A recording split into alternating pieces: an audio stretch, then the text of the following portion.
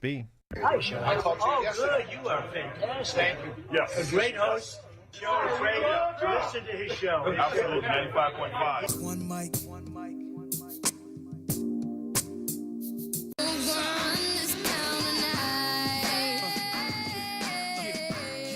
General Order Number 3, Headquarters, District of Texas, Galveston, Texas, June 19th, 1865. The people of Texas are informed that, in accordance with a proclamation from the Executive of the United States, all slaves are free. This involves an absolute equality of personal rights and rights of property between former masters and slaves, and the connection heretofore existing between them becomes that between employer and hired labor. The freedmen are advised to remain quietly at their present homes and work for wages. They are informed that they will not be allowed to collect at military posts and that they will not be supported in idleness either there or elsewhere. By order of Major General Granger, signed F.W. Emory, Major and Assistant Adjutant General. Happy Juneteenth, everyone. That's a reading, obviously, of the General Order Number 3 given by General Granger in Texas.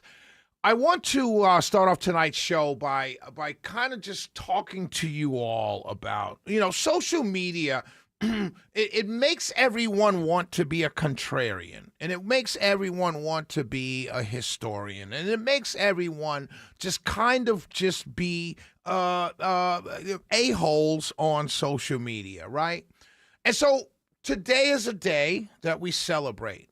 According to the history books, the Emancipation Proclamation signed on 1863. 2 years later, the enslaved Africans or the enslaved people of Texas find out from this General Order Number 3 that they are, in fact, free. One of the things that I find interesting about this reading is the term idleness will not be supported, and that you have to work for wages. And it's like, it's funny to me because let's say you're 30 years old at the time of General Granger's arrival in Texas, which means that for 30 years you're waking up at sunup and going to bed at sundown, meager rations, meager clothing, and you're working a 12-hour day for 30 years. And a guy comes to say, hey, you don't have to do it for free anymore. You could do it for wages. But hey, you're going back to work tomorrow. Don't be idle. I just always found that line, idleness will not be supported. It's just funny to me. You can tell people they're free, but they can't just sit for a few days and chill. But anyway, that's neither here nor there. But I want to talk about this holiday. I see a lot of people will pick at it, and I saw a video by Mark Robinson, who ran for lieutenant governor of North Carolina, saying, my family and I would never celebrate this holiday. And I've seen many people talking about it. And so first thing I have to say about that, and people that say they won't celebrate the holiday, then give back the money that you're paid if you work. Like if your job gives you paid time off and you're going to get paid for not showing up to work, then give your money to an organization, hopefully one that works with African Americans. Give your money back or go to work. But to complain about a holiday is, by working people, to complain about a paid day off is some of the funniest thing I've ever seen. Oh, I can't believe we got a holiday. You're getting paid to be off. I don't want it. I don't like it. It's just funny to me. It's strange to me. The other strange thing that I see coming from people about Juneteenth is talking about not all the slaves were actually free. And this is a big talking point every year around this time. All the enslaved were not free. Understand, I don't call people slaves because they weren't slaves. They were enslaved. It's a big difference. Words matter, as my conservative friends always tell me. But it's funny to me when people say, well, there were slaves that were in the border states and the Union, and they didn't free them, and the North were. It's like, okay, that's fine. If that's what you want to go with, that's fine. But the point of this day is not necessarily the specifics of the day. The point of this day is to talk about enslavement being eradicated in this country. Whether there were some slaves in December and 30th and all that stuff, we can do it in December. You can do it when the 13th Amendment was signed and voted on and ratified. We can do it then. That'd be wonderful. But then you're pushing up against Christmas, and who wants to do that? But the day, Juneteenth, is representative. It's not about a specific it's the story of what happened, but it's really about America starting to come to grips with something they had done, a great stain on a country that preached freedom, of freeing people that they owned or that some in this country owned. And that's really what the day is all about. It's a representation of it, of the whole, of how great this country is, that we continue to move forward. And every generation is bound to move it forward. There are some now in 2026 who want to stop the movement forward. They think it's too much. They think people don't deserve it. There are people who say, hey, you're a general, you got moved up because of DEI and you don't deserve to be a general. There are some people, not all, obviously, but there are some people who want to slow the progress down. For whatever reason, I can't get into people's heads. But the day is not, of course, we talk about what happened on this day in 1865. But this holiday is really is a representation of the wholeness of this country, moving from enslaving other people, a whole race of people, enslaving them and moving towards freedom. That's what the day represents. And there's no other day on the calendar that does it. And it's good for this country. And if you're one of those people that wants to pick and choose how you want to celebrate, that's fine. I'm not going to call you names or call you out of your names. Don't celebrate it. Go to work. Give back the check that you will collect for this day. Donate it to charity if you don't want to celebrate it. I don't really care one way or the other. But if the logic being used by those who are against Juneteenth being a holiday, understand this: if it's about all the slaves weren't free in June 19th, Shelley, it didn't happen until December. That's fine. If you want to do that, that's fine. Make yourself look like a smart, well-informed person.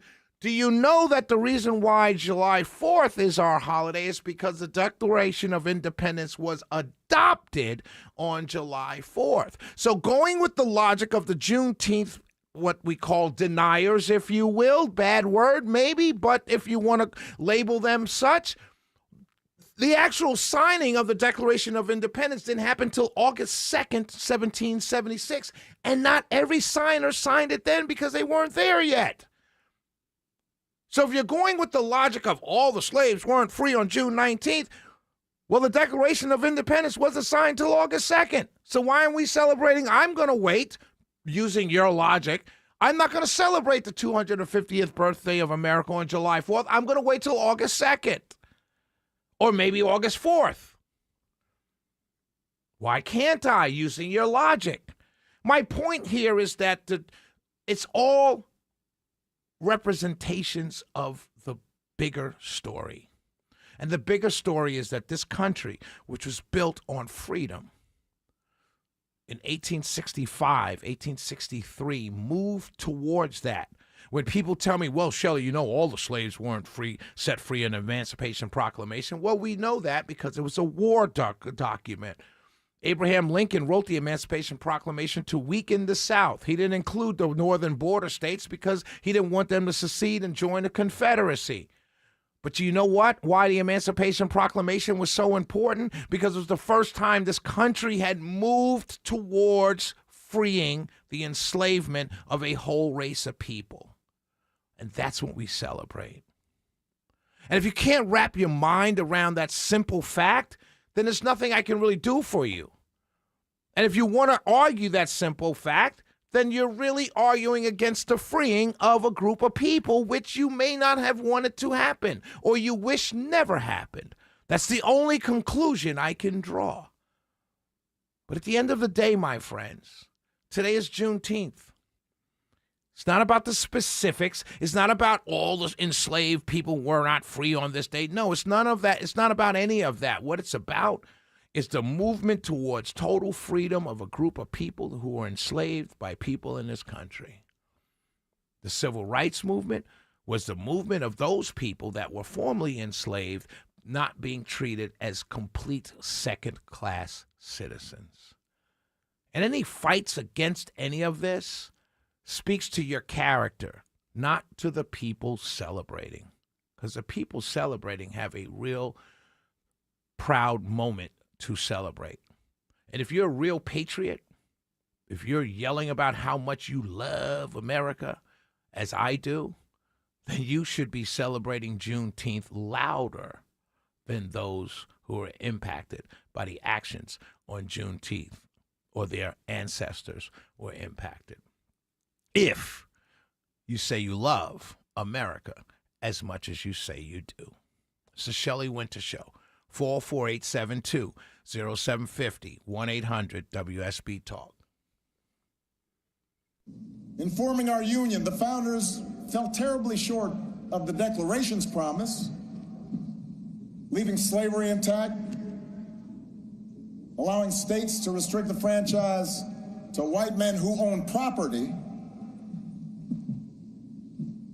But in drafting a Constitution and a Bill of Rights, they did have the foresight, the genius, to provide us with a framework that allows each generation to make our union more perfect. Values every president here today, as different as we are, has tried our best to uphold. Values that John McCain and Mitt Romney believed in no less than I did. It is our greatest inheritance, the story of America at its best, because it reflects a basic faith in the decency of our fellow citizens and the possibility that despite all of our differences, we can see each other and understand one another and make common cause together.